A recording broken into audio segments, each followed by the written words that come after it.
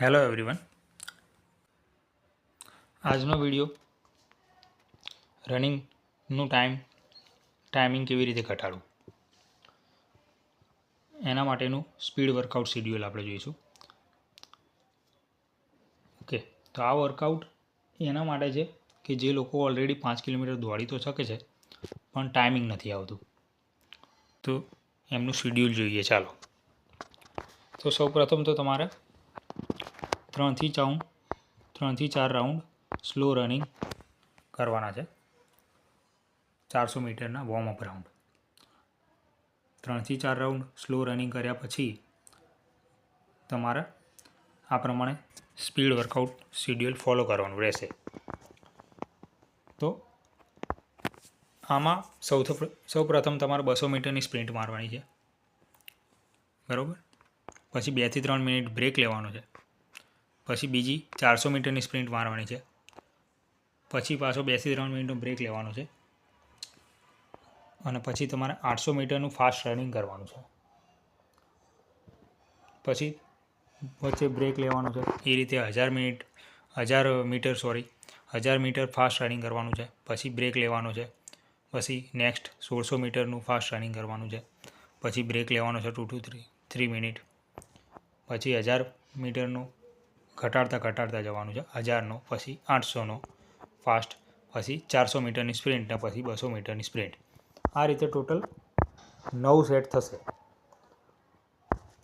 તો આ એક 9 સેટનો તમારા સ્પ્રિન્ટનો વર્કઆઉટ ફોલો કરવાનું છે.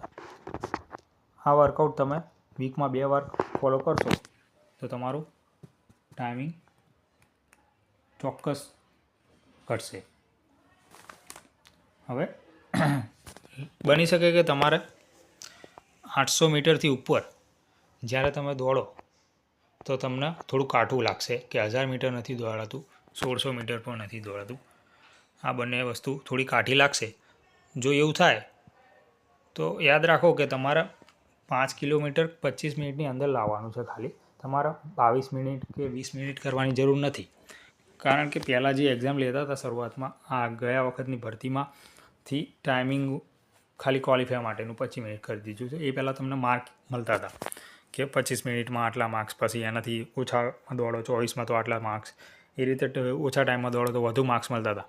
અને માર્ક્સની લાલચમાં આવીને વિદ્યાર્થીઓ વધારે ટ્રેનિંગ પણ કરતા હતા. અત્યારે એની કંઈ જરૂર નથી. એટલે આપણે આટલા સેટમાં પણ કામ ચાલી જશે. 800 મીટર 1000 મીટર સુધીની તમે કરશો તો પણ થઈ જશે. પણ ટ્રાય કરો મેક્સિમમ કરવાની. જો તમારાથી થઈ શકે તો કરી નાખવું, સારું રહેશે.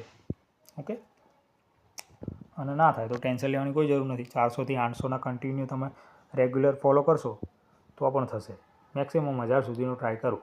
ઓકે, આ વર્કઆઉટ બધે જ સ્ટેટ લેવલ, નેશનલ, ઇન્ટરનેશનલ દરેક એથ્લીટ સ્પીડ અને ટાઈમિંગ માટે ફોલો કરતા હોય છે. અને આનાથી જેનો ટાઈમિંગ ધારો કે અત્યારે 30 મિનિટ આવે છે, 28 મિનિટ આવે છે, 26 મિનિટ આવે છે અને ત્યાં અટકી ગયો છે, તો એ લોકોને ચોક્કસ ફાયદો થશે. અને તમને વીકમાં 2 વખત આ વર્કઆઉટ ફોલો કરશો તો તમને ચોક્કસથી ફાયદો થશે. તમારો ટાઈમિંગ ચોક્કસ ઇમ્પ્રૂવ થશે. Okay, all the best. Thank you.